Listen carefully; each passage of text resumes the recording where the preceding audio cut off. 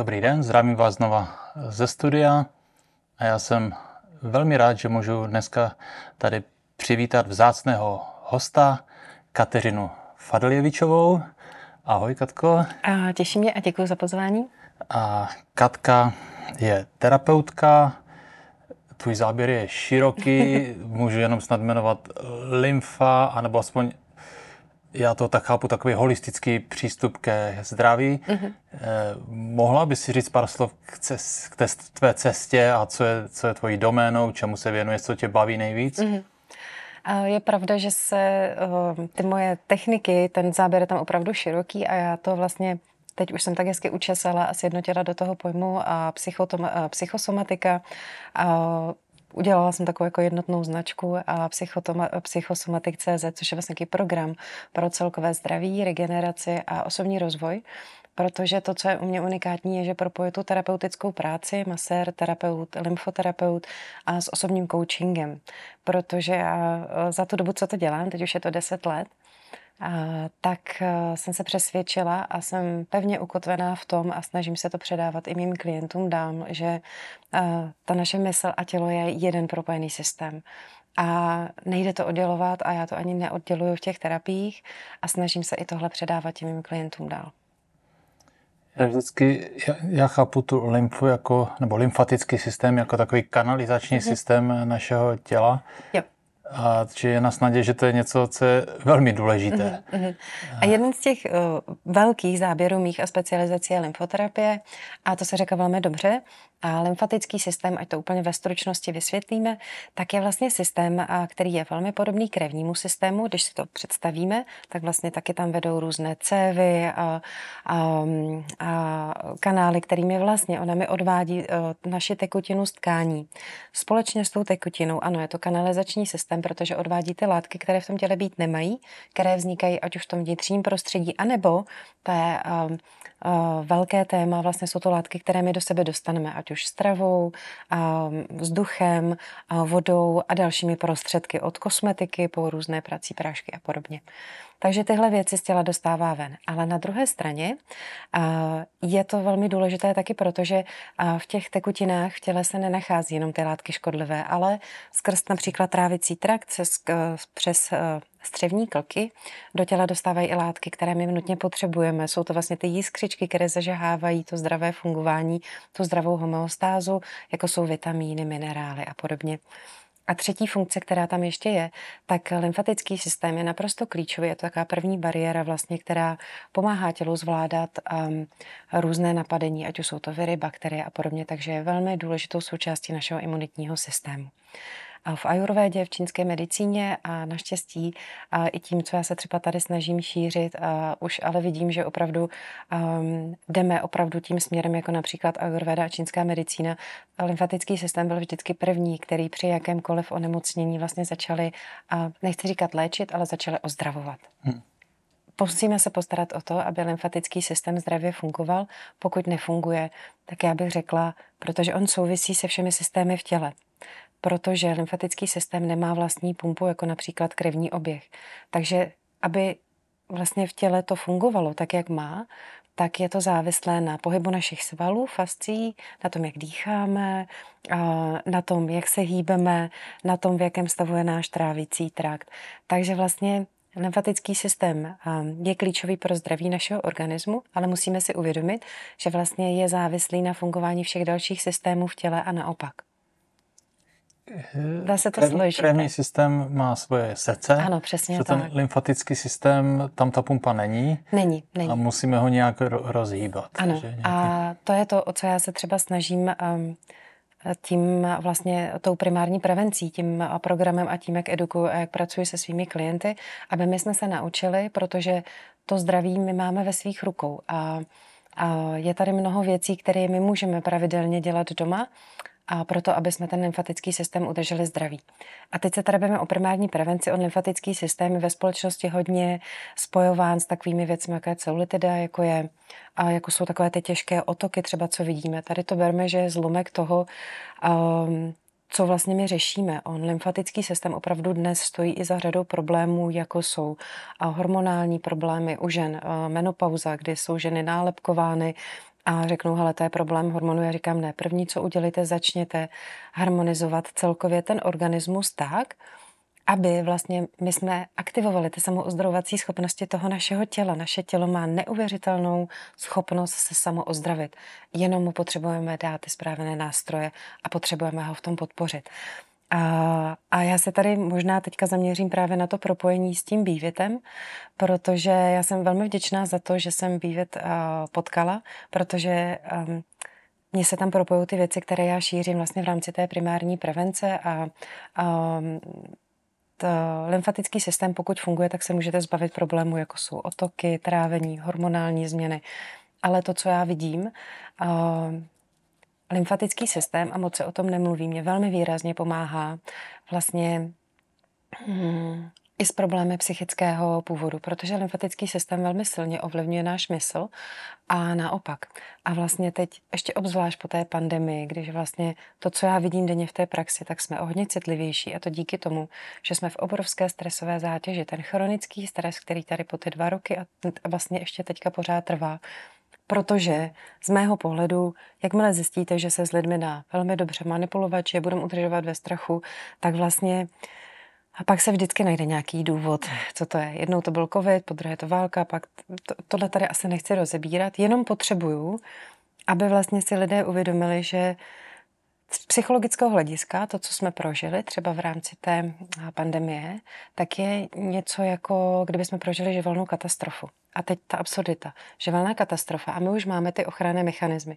Kdyby Českou republikou se prohnala prostě obrovská vlna tsunami, tak víme, že po té katastrofě se o ty lidi musíme postarat, jak fyzicky, tak psychicky, ale po té pandemii se to nestalo. Tady není žádný preventivní program, málo kdo tady upozorňuje na to, že je potřeba jít do té primární prevence, že je potřeba ve zvýšené míře se o sebe starat a zahojit se po té psychické i fyzické stránce. A to je to, co mě třeba lymfoterapie úplně nádherně dělá. Celostně, holisticky, protože de facto bych řekla, že stagnace lymfatického systému stojí za velkou částí problémů s trávením, s hormony, a takové to zhoršená soustředění, zvýšená únava, nesoustředěnost, končící třeba opravdu až těmi syndromy vyhoření, které já v té koučovací praxi opravdu řeším. Takže to je to moje gro. Lymfa je vlastně takový klíč pro celkové zdraví naše. A my si velmi dobře můžeme pomoci. Nejenom tím, že si najdete průvodce, já vám pomůžu. Já vám pomůžu terapiemi a já vám pomůžu stanovit si ty priority, ale pořád jsem jenom průvodce. Ta velká část toho ozdravení je vlastně jako na nás samotných, na každém jednotlivci. Jak jsi zmínila ten covid, já si dovedu představit, přece byly všeobecně známe ty situace, kdy děti nemohly navštívit rodiče v nemocnici, tak to už je doslova trauma, že? Takže to jsou silné energetické situace, které pro někoho mohou být velkým vychýlením z rovnováhy. A jak jsme se bavili minulý týden spolu, tak ty jsi mi prozradila, že ty tvoje znalosti a ta situace, v které jsi, že to není jenom nějaká forma studia, ale že ty jsi prošla i takovou zkušeností náročnou s podnikáním. Je to něco, co tě ovlivnilo pro tu další dráhu potom, nebo to, co děláš teďko? Určitě ano, protože mě je 44 a vlastně říkám v tomhle oboru jako terapeuticky vlastně působím teďka úplně natvrdo jako na hlavní pracovní poměr nebo jako podnikatel 10 let. A předtím jsem dlouhá léta pracovala v korporacích, hodně jsem se věnovala public relations, krizové komunikaci, a kde já jsem byla poměrně úspěšná. Vlastně hodně úspěšná. Nebuď skromná.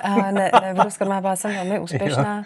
Nicméně díky tomu, že já jsem tam zanedbala tu péči o sebe a nezahojila jsem traumata, které se tam opravdu táhly u mě z velmi těžkých traumat jako v dětství, tak mě to prostě dohnalo. Tady ty věci, které já vlastně teďka se snažím lidem předávat, že potřebuji vědět, kdo jsem, jaká je moje historie, co si tam potřebuji zaléčit a ne, že to jako někdo mi řekne a zatím musíš udělat, to jsem slyšela často, zatím musíš udělat velkou tlustou čáru a zahodit to. A dneska, když mi někdo tohle řekl, tak bych mu řekla jako, kámo, sorry, to ne, je to součást naší historie. Je dobré se toho nebát A naučit se pracovat s těmi strachy, naučit se pracovat s těmi zraněnými, které tam byly, zahojit je, ale jako nevytěsňovat nic, ale naučit se s tím žít a hlavně, pokud jak já jsem vlastně dospěla do toho, že jsem opravdu jako, já jsem psychicky úplně vyhořela. Úplně do toho samozřejmě díky těm traumatům já jsem měla velmi špatné návyky, co se týče práce s financemi a podobné věci. Já jsem se dostala do obrovských jako finančních problémů, které vlastně de facto dořešuju do dneška. Nicméně pro mě už tohle bylo takové jako obrovské jako varování, kdy jsem se takhle jako zřítila, kdy vlastně já dneska, když to vidím, tak říkám, já jsem žila v takové jako mlze úplně. Přestože navenek, pozor, navenek, mě lidi brali, hej, podívej se na ní, pěkná ženská, na každém prostě 10 chlapů, je úspěšná, prostě suverénně vystupuje. Ale to byla moje maska obrovská prostě před něčím. Takže to tam úplně prostě krachlo úplně. Se z toho roztříštil. Ale to bylo období, kdy ještě nebyla terapeutka? Nebyla jsem to tam bylo nějak trošku nějaké počátky? Ale já na té mé cestě jako za to vděčím sobě a tomu, jaká jsem a střípkům, který těm mým průvodcům. Třeba moje maminka, tam mě vždycky, přestože přes všechno, co se kde dělo v naší rodině, tak mě vždycky vedla k tomu pečuji o tělo, dala mě na sport. Vždycky jsem tam okolo sebe měla lidi, takové ty anděly, které ke mně chodili, viděli ve mně ten potenciál, viděli to ve mně a věděli, co je potřeba za to a dávali mi ty lekce. Takže najednou skrz moji personální ředitelku jsem se ocitla na transformačním kurzu a udělala si coaching a podobně. Takže já takhle postupně střípkama jsem dospěla k tomu, že vlastně tady ten obrovský průšvih sice proběhl, ale já už jsem tam vzadu měla to tlačítko, říká jsem, hele Kačí, jediná cesta, přes to všechno, co mi všichni říkali, musíš teď dělat tohle. Věděla jsem, že musím jít po tom, kdo jsem. Nalezení té své vlastní vnitřní podstaty, vlastně zvědomění si toho svýho mých hodnot, ne cizích mých. A vlastně skrz tuhle cestu už se začaly spouštět i ty procesy další ozdravovací, takže jsem vlastně já jsem přestala mít strach. Jako začala si žít to, co ti řečtí filozofové říkají, poznej sebe sama, nebo najdi sebe sama. Ano. A proto to předávám dál, protože vím z mé vlastní zkušenosti, že byla jsem v prostředí, kde si řeknete, ale tohle si prostě se tam musela naučit, musela to vědět. Já říkám, ne, tyhle základní hodnoty a věci nás neučí. Nikdo nás neučil ptát se, kdo seš, co ty chceš, ne co oni by chtěli, jako v jakém modelu ty chceš žít, ale co ty chceš, co je tam to tvé poslání. A dneska já tohle překlápím do těch terapií, protože fyzické problémy se mi zrcadlí na naší psychice, psychické problémy jakékoliv se mi otiskují do našeho těla, a to už máme dneska i řadu jako výzkumů, takže to už nejsou nějaký ezokeci. A plus je tam ta energie. Takže já učím vlastně lidi takový ty pilíře, které i té holistické lymfoterapie, já se dostávám k tomu, že nejenom, že pracujeme terapeuticky na ozdravení lymfy, ale protože lymfatický systém je velmi chytrý, on mi reaguje na to emoční tělo. Ten chronický stres způsobuje to, že my se vlastně jako fyzicky úplně takhle jako zavíráme, špatně se prokrvujeme, špatně dýcháme, má to vliv na trávení, nejsme schopni opravdu pořádně používat vlastně naše jako rácio. A jediná cesta, která z tohohle je zastavit se a začít se vlastně ptát, jako, jak jsem se do tohohle jako dostal, co s tím můžu dělat. Takže tady já používám jak ty fyzické terapie, třeba lymfoterapie, lymfodrenáže, a já do toho propojuju ještě na techniky, jako je baňkování, lymfotaping. Samozřejmě učím lidi automasáže, k tomu se dostaneme, jak používáme jako bívit.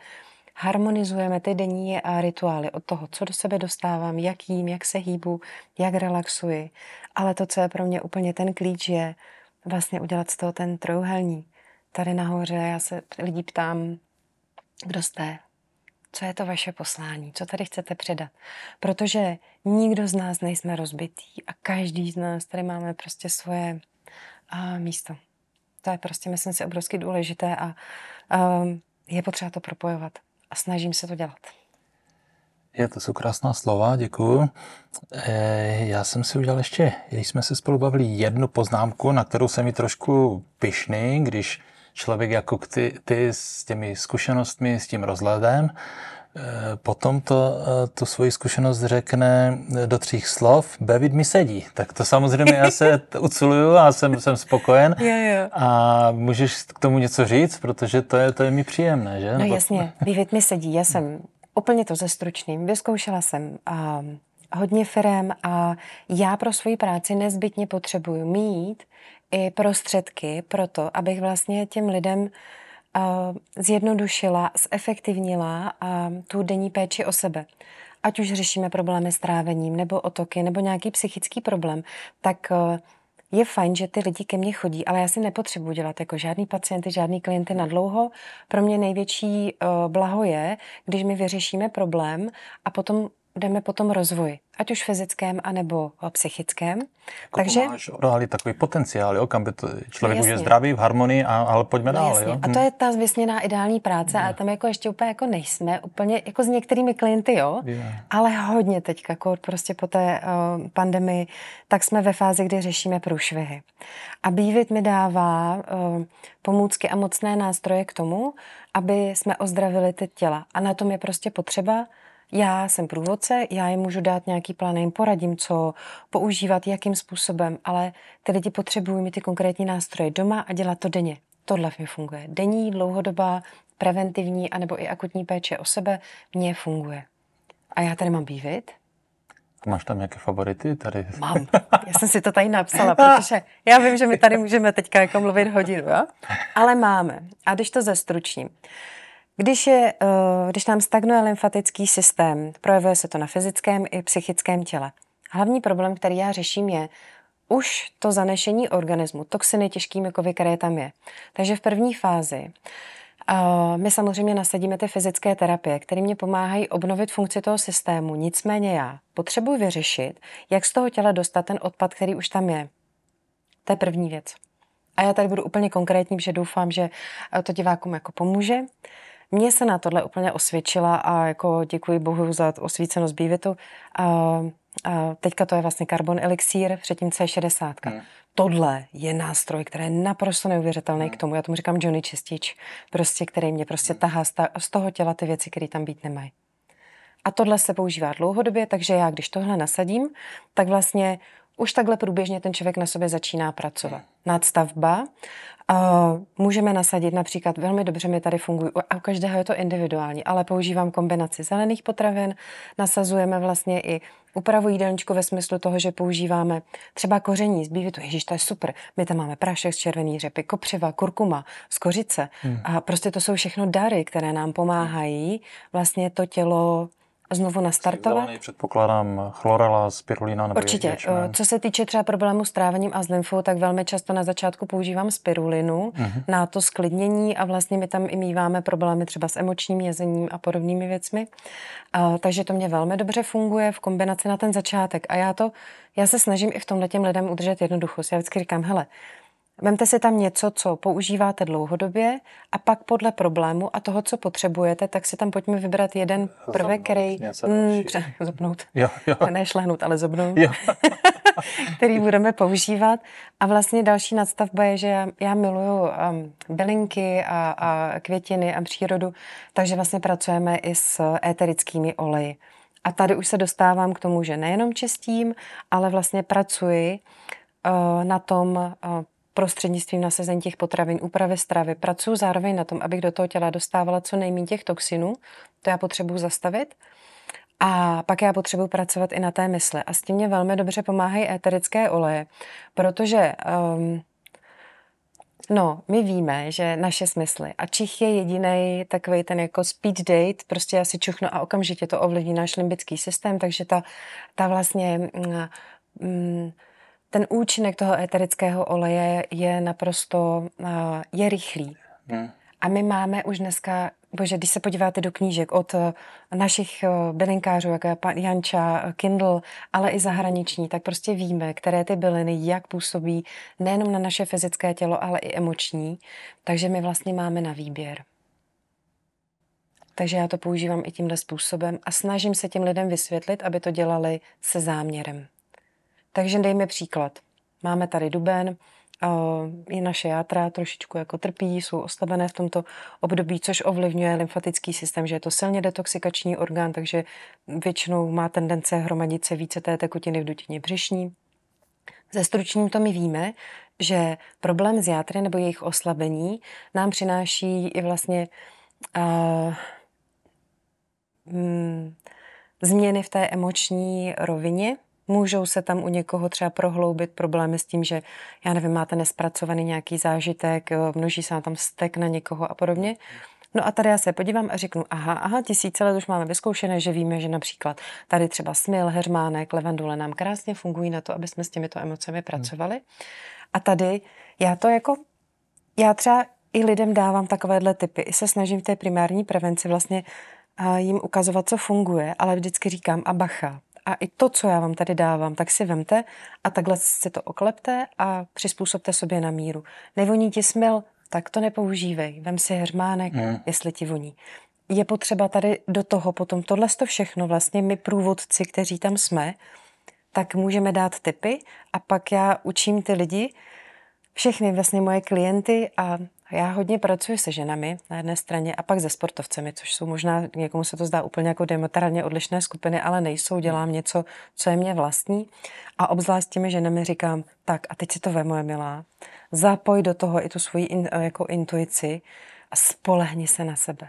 Jo, uč se spoléhat na sebe, protože každá z nás jsme dostatečně silná a jsme opravdu všichni, nejenom ženy i muži vybaveni k tomu, aby jsme poznali, co je pro nás dobré. A jasně, informací je mnoho, proto říkám, jasně, mám tady průvodce, který mě pomůže určit priority, ale já si to pak vezmu a začnu ty věci dělat, což je obrovský důležité a přizpůsobím si je sobě.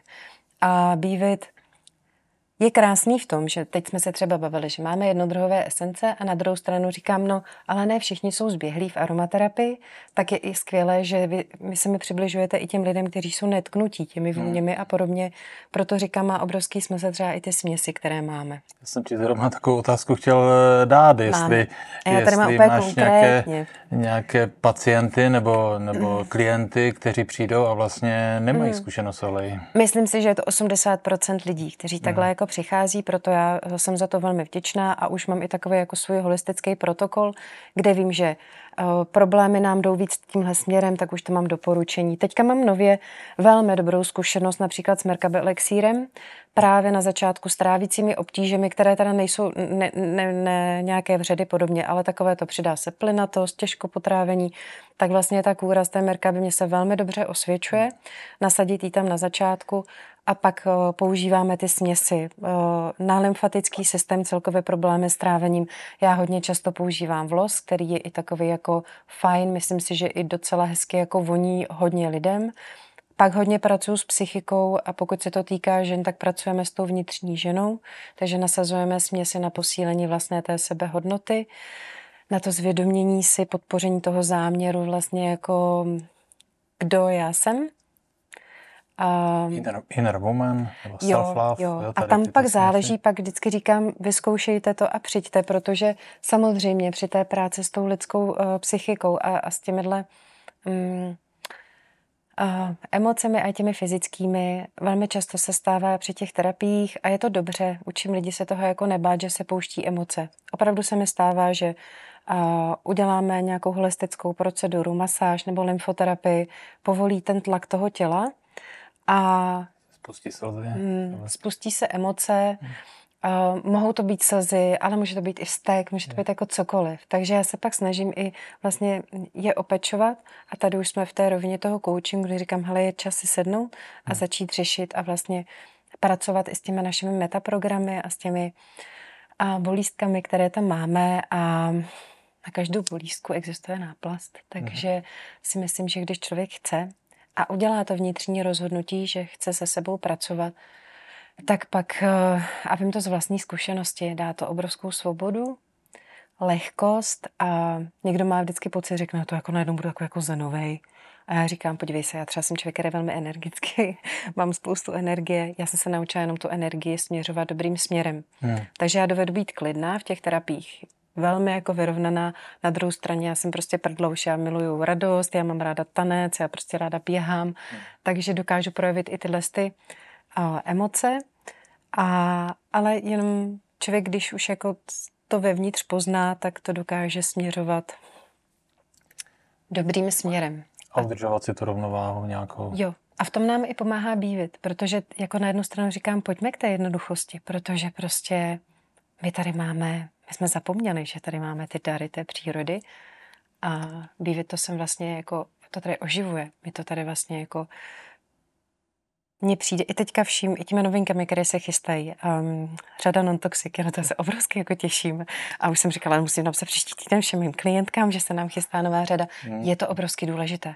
Ta denní péče o sebe, snížení té toxické zátěže je jedna z klíčových věcí, kterou za vás nikdo neudělá, kterou prostě musí udělat každý sám doma. Si teď uvědomuji, že jsem během neúplně zapomněl říct, že chystáme celou řadu přípravku tradiční čínské medicíny. Myslím, že řekneš něco jako v tom smyslu, jak jsme mluvili o té denní rutině, jako třeba jsme zapomněli vyčistit zuby? Nebo ne, my jsme takovou drobnost, že to bude celkem 150 výrobků. Ty vany v první fázi, myslím, že už jich teďkom přišlo 34. Vlastně ty tradiční bylinkové směsi. Tak myslím, že to bude taky pro hodně lidí něco, s čím souzní a co může být. A já si myslím, že je to krásné i v tom, že já miluju to, jakým způsobem ty lidi propojujete, jak sdílíte. Třeba dneska já jsem tady potkala takové množství lidí a každý se zabývá něčím a tak je to dobře, protože já mám nějaké své silné stránky a něco, co mi sedí a s tím pracuji. A například vím, že v Bivitu existuje celá řada třeba ještě solí a podobných jako věcí, s kterými já ale neumím pracovat, takže to jako nepůjdu. Ale může se stát, že mám klienta a řeknu, tomu by to jako fakt pomohlo. Takže je fajn, že vím, že když se k vám podívám a dám dotaz, že já ho mám kam poslat. To sdílení je obrovsky důležité prostě. A nevím, jestli to máš taky tak jako já, protože já jsem dělal kdysi dávno v oboru stavebnictví, já jsem vyráběl střechy. Proč ne? Z dnešního pohledu je to fajn, každá poctivá práce je fajn, ale teď, když mi osud nějak převedl tady do té oblasti zdravý životní styl, podpora vitality zdraví, tak přece jenom mám ten vnitřní pocit, že to je takový kapku vyšší level, že jo? Když se člověk dotýká přímo toho života, vitality, ten přímý vliv na zdraví člověka, že nechci to porovnávat, ale aspoň ta zpětná vazba a ten pocit toho smyslu, jako kdyby byl větší. Ty jsi taky prošla z něčeho, co bylo podnikání. Jo. A teď určitě, ale já z toho mám jako jednu věc. K té práci, kterou dělám, tak mám obrovskou jako pokoru, protože jsem se naučila přijmout dary, které mám. Já třeba hodně pracuji s energií, prostě dovedu nepotřebuji ani koukat nic, prostě vidím, cítím, udělám něco a jo, jasně. A mění se to. a mění se to a třeba někomu nejsem ani schopná říct, tam říká, jak jsi to udělala a já úplně, protože se mi tam zkombinují ty znalosti, spojí se to všechno, co umím za techniky, s tím mým přirozeným darem, s tím, že si dovolím to pustit. Nicméně já si myslím, že stejně důležitá, jak je moje práce, tak je důležitá práce kohokoliv jiného. Je obrovsky důležité, že tady máme lidi, které baví například jako uklízet nebo někoho, kdo dělá přesně střechy, nebo tak. Já si myslím, že... Na mateřské dovolené, prostě ano, všechno má smysl. Jasně. Přesně. Jako tady a já si myslím, že okamžitě se přestaňme jako srovnávat, protože to je cesta do pekla. Každý z nás tady máme to své unikátní místo. A to je potřeba si takhle jako hezky sformulovat. Jo, jak tady ta kytka, prostě podívejte se, každý ten kvítek je úplně jiný, jo, prostě souhlasím, určitě. A je nádherný a dohromady je to nádherný a i samostatně je to krásný a vždycky se najde někdo, kdo řekne, a já miluju ten zvoneček, a já miluju tady prostě, tady ten eukalyptus, fajn, tak to má být, tady by byla nuda jinak. Na všechno se může dívat z různých pohledů, jo, já bych zase ten druhý pohled, který bych mohl říct, všechno má nějaký smysl, nemá smysl to porovnávat, ale na druhou stranu na špici té pomyslné pyramidy je někdo, já bych ho nazval filozofem, někdo, kdo pomáhá, nebo kdo dává druhým myšlenky, nebo je inspiruje, jak žít vůbec, že? Protože vidíme to na celé té společnosti moderní, že jsme se dostali do docela komplikované doby a někdy, jak poslouchám ty zprávy, co se děje, tak říkám, skoro si každá rada drá, protože se to vleče tisíce let, některé omyly, že, těch lidí. Co mi se líbí taky, že ty máš své klienty, jestli to dobře chápu, tak už školíš terapeuty? No, je to ta věc, že já chápu, co jsi teďka chtěl říct, že ano, neporovnáme se, ale ano, taky je potřeba, tady si myslím, ale to mě souvisí s tím, že pokud já najdu ten svůj potenciál a zjistím, kdo jsem, tak je fajn si i třeba přijmout to, že třeba já přijímám to, že třeba ráda vedu lidi, ráda lidi učím. Prostě, že dovedu být ten jakoby lídr. Pokud tady bude nějaká krizová situace, bude něco potřeba, udělám to. Takže chápu, co si tímhle s tím chtěl říct. A já školím lidi. Já jsem teď udělala vlastně jednu věc a založila jsem, je to úplně čerstvá věc, úplně jako čerstvou linka, kdy vlastně teďka budu spouštět první semináře. Založila jsem Czech Holistic Academy. Máš na to nějaké stránky? Nebo... Zatím to najdou lidi u mě na webu psychosomatik.cz a tam vlastně samostatná sekce, ale web už do týdne jako bude. Psychosomatik. Psychosomatik.cz a moc děkuju za to, že jsem to tady mohla zveřejnit. A za covidu. Já jsem totiž jako seděla a přemýšlela a říkám, a strašně to rozčilovalo, jakože prostě tady strašej, manipulujou a podobně a já jsem to viděla, co se děje prostě a říkám, panebože, co já s tím můžu dělat? Takže nejdřív to byla ta fáze, že jsem byla naštvaná, rozčílená, pak jsem nadávala na všechny, jak to dělají blbě a pak jsem se sedla na zadek a říkám, ne, co já můžu udělat pro to, aby se to prostředí změnilo. A vlastně jsem zjistila, že no tak prostě využiju to, co mám, ten můj potenciál. A já prostě umím předávat věci dál, miluju svoji práci, takže budu předávat ty znalosti dál. A to, co mám z toho svýho krachu, tak je to, že je potřeba přesně vynechat ty slovíčka boj, je potřeba naučit se sdílet, nebát se toho sdílení, ale je potřeba se taky jako opečovat. A vemte si, že třeba ve většině těch základních vzdělání, pokud nestudujete na psychologii nebo v těch koučovacích programech, tyhle základy bývají, se nikde nemluví o psychohygieně, o fyzické péči o sebe v povoláních, které jsou v té první linii a které mají tu největší šanci vlastně ovlivnit ty lidi. To znamená lidi, kteří pracují ve službách, terapeuté, kadeřnice, kosmetičky, maséři, trenéři, psychologové a všichni sociální pracovníci. Tak vlastně pokud mně přijde, že tady ta naše komunita začne mluvit podobným způsobem, že opečuj se, jsou tady cesty, jdi si za svým, tak vlastně to jsou ty jiskřičky, které můžou zažehnout tu velkou změnu. Já jsem to tady dneska říkal. Takže proto jsem to udělala. Změňme sebe a změníme svět. Že? No, jako to je velká pravda, no. A ty pomáháš druhým, ale zároveň jsem si všimnul, že ty jsi se zapojila i do toho Bevit systému, že vlastně dokonce jsi vytvořila tým, zaregistrovala si, že tam je ta Bevit franšíza, nebo ta možnost přemýšlet a spolupracovat i tímto způsobem. A přestože tobě se nedostalo na začátku pomoci, ty ses musela nějak tím prokousat, tak si o to víc vlastně teďkom ty nabízíš pomoc těm lidem v tvém týmu, kteří mají zájem být úspěšnější z Bevit. Jo, určitě. Tak buď mám dvě skupiny těch klientů, kteří většinou se teďka rekrutovali, což byli jako moji klienti. To znamená, že já jim opravdu dám osobní doporučení a řeknu fajn a v Bevitu si nakoupíš tohle, což je pro mě jako moc fajn, protože si myslím, že je zdravé ocenit se. Já do toho vkládám své zkušenosti, znalosti, i dost času to prostě sebere, takže jsem moc ráda, že vlastně mě se to nějakým způsobem vrací. A pojďme se podívat na to dneska opravdu. Na druhou stranu my jsme rádi, že máme takový nezávislý způsob, že nemusíme se doprošovat Teska nebo Kauflandu, aby prodávali naše výrobky, ale jde to úplně přirozeným způsobem přes lidi, kteří vyjadřují takovou přirozený schopnost a chuť. Já jako upřímně řečeno jako chci doporučovat věci, kterým 100% věřím. Já jako jsem velmi opatrná na to, co prostě jako dám do rukou svým klientům nebo co doporučuju dál. Já prostě zatím musím stát a Bevit je i moje jako denní, to je sranda, zrovna včera jsem si vybalila v hotelu, jsem tam skládala ty věci a říkala jsem, oční krém tady mám, olej na obličej a prostě je to fajn. Já to, co říkám, tak žiju a to je to, co si myslím, že je dobré předávat dál. A ta moje zkušenost je i s tím, že vlastně teď já vidím, že díky tomu, že vlastně v té akademii, tak je pro mě i přirozené vlastně těm terapeutům říkat, postarejte se o sebe a teď nejenom fyzicky, psychicky, ale ta finanční nezávislost je obrovsky důležitá. To je totiž taky součást té naší jako psychohygieny, aby já jsem byl dostatečně zabezpečen finančně na to, aby jsem se mohl opečovat, aby jsem se nepřehltil klienty, aby jsem měl čas na to i se zazdrojovat, to znamená měl tam čas na ty svoje věci a aby jsem měl i třeba tu komunitu, která bude sdílet a kde si budeme vyměňovat zkušenosti, protože to nás obohacuje vlastně takže za tohle jsem jako moc ráda.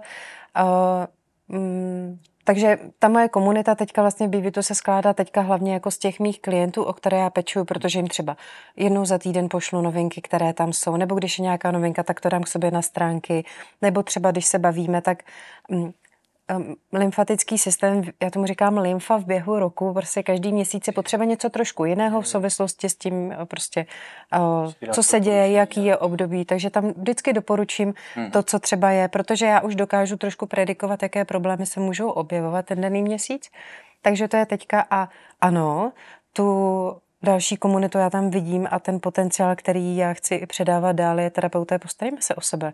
Využijeme tyhle šance, protože už máme vyzkoušené, že se jako na krásnou může stát, že někomu nahoře se znelíbí a já zase nebudu moc 2 roky pracovat.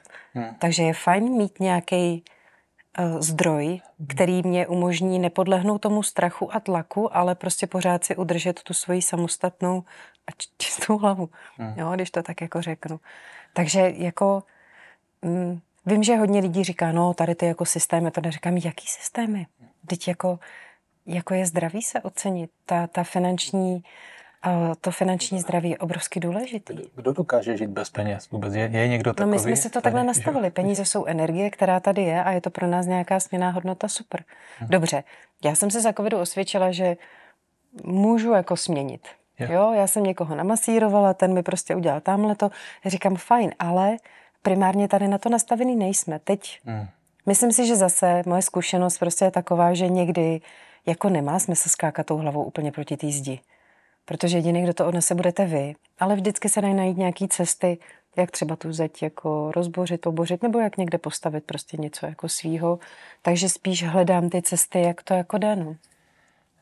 U nás pracuje Marek Pelčák, který je produkt manažer právě přes tu výrobkovou řadu Bevit Non-Toxic.